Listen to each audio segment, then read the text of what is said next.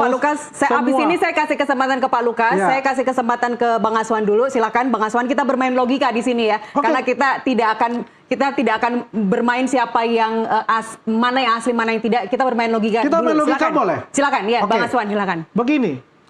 Kita logika dan juga pembuktian. Tadi kita ngomongkan pembuktian. Ya. Di negara ini, siapa yang Anda percaya ya kalau Otoritas. institusi negaranya tidak dipercaya? Ya. Kan ada otoritas untuk itu. Ini ribut-ribut begini-begini. Ada pengajuan dari masyarakat. Ya, ini ijazah Pak Jokowi palsu. Ya, Pak Jokowi pasti nggak terima dong. Kok saya ini udah kuliah, teman-teman saya ada semua. Saya ada fotonya wisuda. UGM sudah mengatakan juga asli. Oke, kalau begitu mereka biar puas. Nah, kita serahkan ke Bareskrim. Tolong diuji. Ini semua teman-teman Pak Jokowi, ini foto-fotonya, ini waktu KKN-nya, dan sebagainya, dan sebagainya. Apakah mereka percaya? Tidak sama sekali. Itulah otoritas ya, negara ini. Mereka semua tidak akan percaya. Coba, mereka ke KPU, ya, akhirnya dapat tuh semua. Sama nggak ijazahnya? Sama. Bedanya apa? Legalisir. Karena itu tahunnya berbeda. Tapi apa mereka percaya? Tidak, itu palsu. Nah, ketika saya tanyakan mana ijazah yang kau katakan asli? Ijazah orang lain, ya, dan bukan sama dengan Pak Jokowi tahunnya, gitu. Saya tanya, mana? Buktikan kalau itu ijazahnya Pak Jokowi dengan teman-temannya. Karena mereka, Roy Suryo itu mengatakan dulu Pronojiwo, ya ada memang di data Pronojiwo. Digital ya? Digital atau kertas? Ya kertas juga. Nggak ada digital, itu analog semua. Ada 3 orang. Saya minta, buktikan mana. Karena saya pegang semua nih. Nggak ada sama sekali gitu loh. Nah inilah permasalahan yang penggiringan opini publik ya membuat. Nah, jadi akhirnya ada unsur-unsur politik di sini. Pak Jokowi jadi sasaran antara. Sasaran utamanya pemakzulan Gibran. Ya, akhirnya berkembangnya ke sana. Bukan kebenaran yang dicari, tapi pembenaran atas argumen-argumen mereka dengan tujuan utamanya itu masalah. Ya, sekarang saya kasih kesempatan ke Pak Lukas, silakan Pak. Ya, jangan dipotong lagi oleh gini ya. Kalau persoalannya mau meyakinkan keaslian itu kan simpel ya, tinggal ditunjukkan ya. Tetapi kan yang terjadi tidak ada sekelompok masyarakat mempersoalkan. Tetapi yang dilakukan adalah mempidanakan orang-orang itu. Itu kan jadi problem. Itu bukan cara-cara otoritas. Itu cara-cara otoriter. Kalau ingin menyelesaikan sengketa dua pihak, antara yang mendukung pro yang dan kontra, itu harus ada pihak ketiga. Selalu ada pihak independen yang bisa menyelesaikan dengan jernih, dengan ilmiah, dan sebagainya. Itu kan intinya. Dan soal ijazah, keaslian ijazah dan atau palsu itu bukan Bareskrim. Bareskrim itu hanya meneliti kejahatan-kejahatan yang bersifat pidana yang tidak terkait dengan hal-hal ilmiah kayak sangat teknis kayak gitu. Jadi berikan kepada cara-cara peer review, ahli-ahli independen. Nah, caranya gini, para ahli independen itu harus disetujui, dipilih oleh masing-masing pihak, diajukan, kemudian harus disepakati. Jadi kalau ada satu pun yang dianggap bias, tidak boleh. Itu cara mediasi yang benar. Nah, biarkan mereka meneliti tanpa ada diintervensi. Nah, hasil penelitian mereka baru diumumkan ke publik. Nah, itu otoritas yang trustworthy, yang dipercayai publik. Nah, problemnya sekarang ini kan kita tahu, Bareskrim ini kan sangat politis sekarang. Polisi di era 10 tahun Jokowi ini sudah sangat kental menjadi alat bagi Jokowi untuk misalnya mengintervensi pemilu dan sebagainya. Kan itu. Jadi persoalannya itu bukan asli palsunya ijazah Jokowi. Trust publik terhadap Jokowi memang hilang. Khususnya 2 tahun terakhir atau periode kedua sampai sekarang.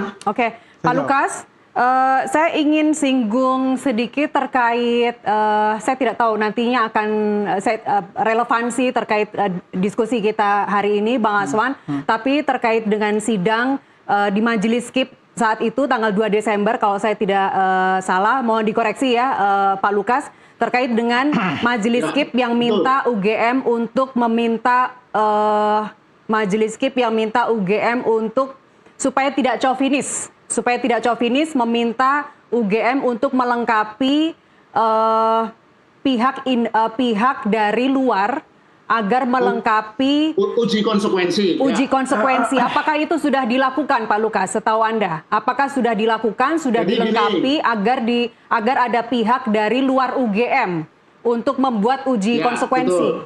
Betul. Jadi ini putusan sidang pertama 2 minggu lalu adalah memerintahkan UGM agar melakukan uji konsekuensi untuk memastikan 20 dokumen yang diminta Bon Jovi itu memang dokumen terbuka yang harus bisa diperoleh, diakses oleh publik. Nah, dari putusan sidang pertama itu dievaluasi kan pada sidang kedua hari tanggal 2, tanggal 3 kemarin, UGM ditanya oleh majelis komisioner bagaimana hasil uji konsekuensinya. Ternyata UGM tidak melakukan uji konsekuensi sebagaimana ketentuan Undang-Undang KIP. Jadi mereka bukan alih-alih uji konsekuensi, tapi uji konsolidasi atau malah uji konspirasi. Karena hanya di antara mereka sendiri. Tidak mengundang pihak ketiga, pihak independen yang bisa memastikan bahwa yang uji konsekuensi itu benar-benar valid. Jadi makanya kemarin ditegur oleh majelis komisioner bahwa apakah UGM tidak tahu hal yang basic itu, uji konsekuensi itu harus ada pihak ketiga, itu satu. Dan UGM merasa bahwa itu memang hanya UGM yang bisa tahu atau berhak tahu. Nah, kemudian muncul penilaian bahwa UGM kok chauvinis gitu, merasa punya kebanggaan berlebih-lebihan terhadap institusinya seolah-olah yang paling benar. Teguran yang sangat memalukan sebenarnya. Jadi menurut Anda apa pentingnya adalah, pihak eksternal di sini, Pak Lukas? Apa pentingnya pihak eksternal di sini harus dilibatkan dalam kasus ini? Seperti yang saya bilang tadi, soal untuk meneliti hal-hal yang sifatnya ilmiah, itu jangan hanya pihak-pihak yang bersengketa, tapi harus ada pihak independen, pihak ketiga. Itu poinnya, itu yang UGM tidak mau melakukan karena merasa mereka yang paling tahu. Gitu. Dan siapa menurut Anda yang harus ditunjuk oleh UGM? Ya terserah UGM, tapi yang penting nanti kan akan bisa kita nilai siapa itu yang ditunjuk. Sosoknya. Itu terserah UGM, yang penting UGM harus mengikuti prosedur uji konsekuensi yang melibatkan pihak independen. Oke. Kan intinya gini, UGM sendiri menurut saya ya, setelah berproses 3 bulan ini, memang kesan kami ya, kesan sementara memang ingin menutupi ya. Tidak menunjukkan satu karakteristik lembaga institusi PPID yang benar-benar berparadigma keterbukaan. Kayaknya khawatir sekali, mereka mengakui dalam sidang bahwa asas mereka adalah kehati-hatian. Oke, kehati-hatian, tapi hanya urusan ijazah presiden itu kan mestinya boleh dong diketahui publik. Kenapa? Kalau ijazah Anda sebagai wartawan Nusantara TV memang nggak diperlukan, atau ijazah Anda, tapi warga negara kan pengen tahu, terutama ketika dipersoalkan. Oke. 3 bulan, Bang Azwan. Lama juga ya 3 bulan ya? Apanya? Kasus ini bergulir 3 bulan. 8 bulan. Saya udah 8 setahun. bulan. Tadi 3 bulan ini Dia baru gabung gitu loh, melaporkan itu kemungkinan. Kami baru mulai Kan saya bilang, pada pendatang bulan baru, April. pansos kan gitu. Oh, 3 bulan tadi apa Pak Lukas? Kan baru kemarin ngajukan Ya, gitu. kita sudah melakukan riset sejak bulan April ya. Oke. Tetapi mengajukan permohonan ke UGM pertama tanggal 27 Agustus. Oh, Agustus. Oke. Jadi apa langkah lanjutnya apa ini? Ya, langkah lanjutnya kami mempersiapkan sidang berikutnya akan diadakan pada tanggal Senin depan. Sidang apa ini? Jadi sidang adjudikasi untuk UGM dan KPU. Khususnya yang KPU ini akan diinterogasi oleh majelis komisioner, sebagaimana majelis komisioner menginterogasi UGM pada sidang tanggal 2 kemarin. Oke, masih panjang Bang Azwan. Masih panjang.